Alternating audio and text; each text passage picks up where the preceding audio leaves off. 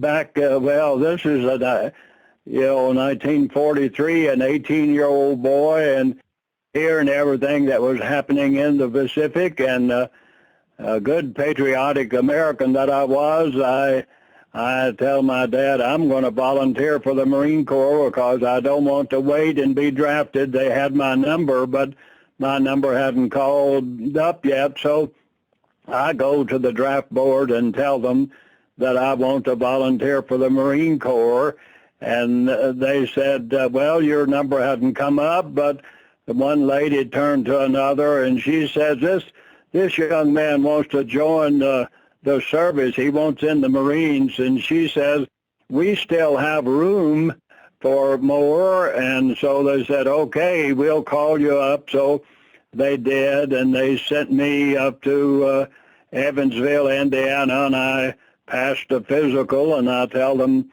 I want to get in the Marine Corps, and they said, well, you have to go to Indianapolis, Indiana, to be sworn into the Marine Corps. And I go to Indianapolis, and so I became a Marine, and then they sent me to San Diego to boot camp, and after some 6 weeks of boot camp, they said, Mr. Harrell, you're going to go to sea school. Well, what does that mean? That means I'm going to be seagoing, and so they send me up to San Francisco, and there was the big USS Indianapolis, and that's to be my home for the duration of the war.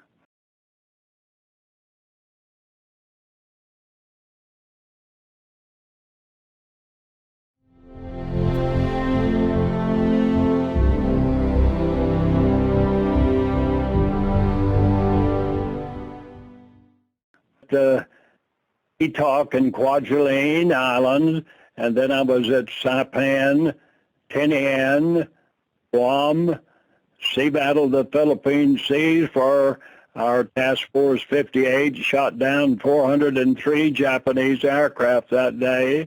Then I was down at Peleliu, I was at Iwo Jima, I was at Okinawa, 3 airstrikes on Tokyo, and lastly was the Marine Guard that guarded Fat Man and Little Boy, the components of the 2 atomic bombs and half of all the uranium that America owned at that time. We picked those up July 16, 1945.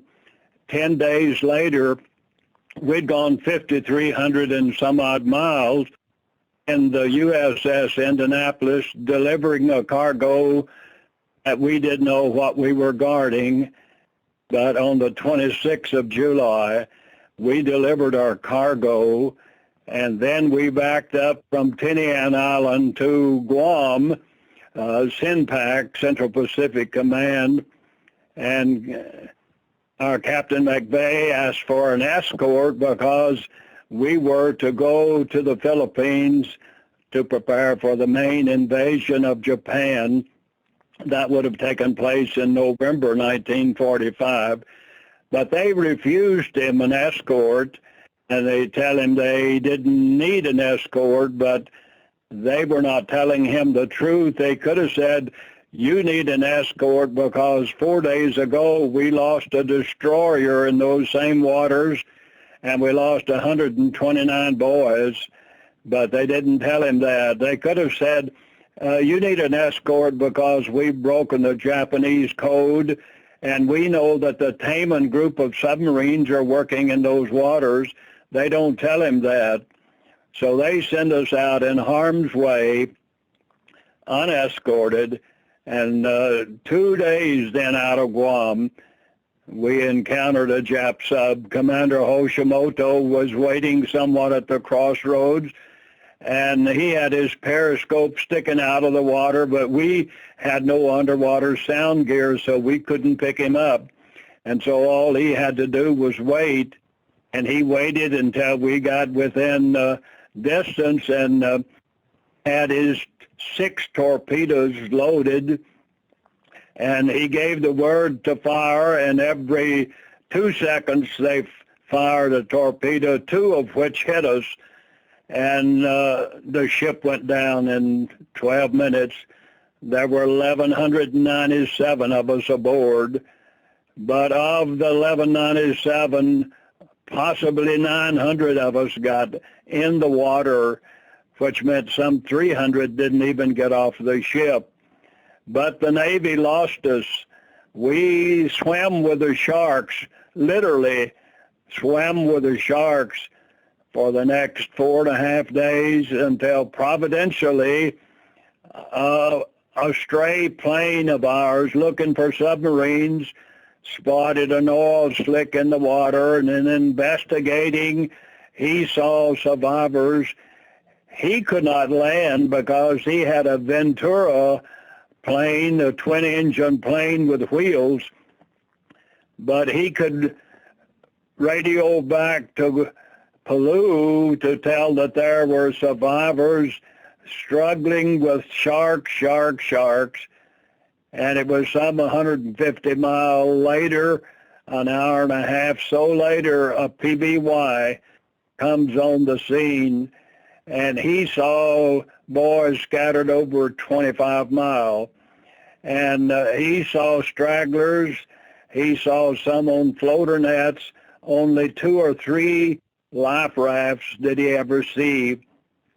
And he asked permission to do a no-no, which was to set that PBY down in the open seas of some 8 or 10 foot swells. They refused him, but he and the crew saw more sharks eating boys, and they said, we have to land. And of course, they didn't know who we were. And Adrian Marks then set that big PBY down. I can see him today when he came down and he put that plane in a stall, and he hit that first swell, and it went up in the air 20 or 30 feet, and then finally he brought it back down, but one motor would never run again. He ruptured the main fuselage, but he set it down, and the next hour or so he picked up 56 boys. Well, anyone that knows anything about a PBY would say it won't hold 56, and my answer is it will if you tie 7 out on the wings, which he did. From there, then he radios then for a destroyer that was in that area, and now he had picked up the first survivor, and now the word goes out, U.S.S. Indianapolis. Well, a long story short, 317 of us were picked up. I lost 880 of my shipmates, and those 317 that were survivors, of that number, there are 27 of us still living today, and all of us are 90, 91, 92 years old.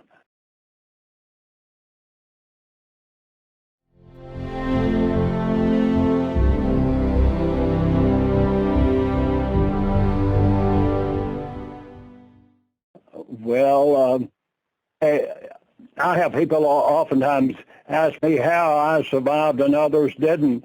And I said it wasn't that I was a Marine, but it was, in fact, there were 39 of we Marines aboard, and only 9 of us survived. Only 2 of us are still living today. But there's not a day that I don't look up. And I thank the Lord for his providence in allowing me to survive the largest casualty at sea in the history of the U.S. Navy. Now, I've written a book. My first book came out in 2005, and I've been in some 38 states. And then in November of 14, someone wanted to republish it, and they let it out for bids. And Thomas Nelson, Zondervan, Tyndall, Bethany Baker, and another one or two, they said, we want that book. They said that book should be in every Christian bookstore in America. So it came out. We sold it to Bethany, and it came out in May of 2014. They called me after a month, and after the first month, and said, "Guess what, Mr. Harrell? We sold over 20,000 the first month."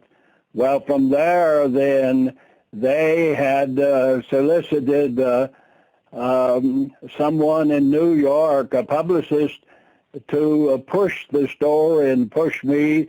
They sent me all over the country for interviews. They even sent me to Toronto, Canada, to appear on TV, and my book is published there. But since then, I've been in those 38 states many times. I travel all over the country with my book and telling the story of God's providence in my life. Oh, why was he so important to me? Well, of course, I was Captain McVeigh's orderly aboard ship, and he was just a peach of a gentleman, and I respected him to no end.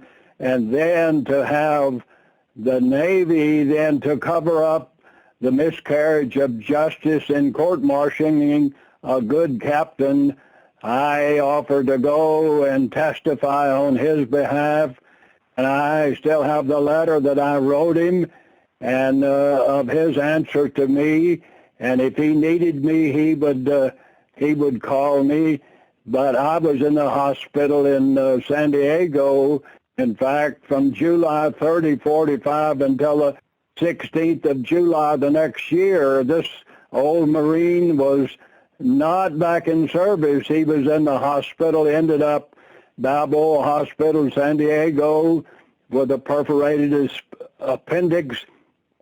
They couldn't operate for 29 days. It took 29 days of penicillin, 11,800,000 units of penicillin, but I surprised everyone again. They thought I would not make it, but I made it. And then I got out of the Marine Corps. I had sufficient points to get out. I actually wrote a letter later in 1960 when we were getting the 317 survivors for our first reunion in Indianapolis. I write a letter to Captain McVeigh and invited him to come and speak, but he was hesitant in coming because after the court-martial, 880 that didn't make it, they thought that he was guilty of being the reason why their loved one, husband or son, didn't make it. But that was not the case. But it was a cover-up, miscarriage of justice on the part of the Navy, in that we sent out SOSs.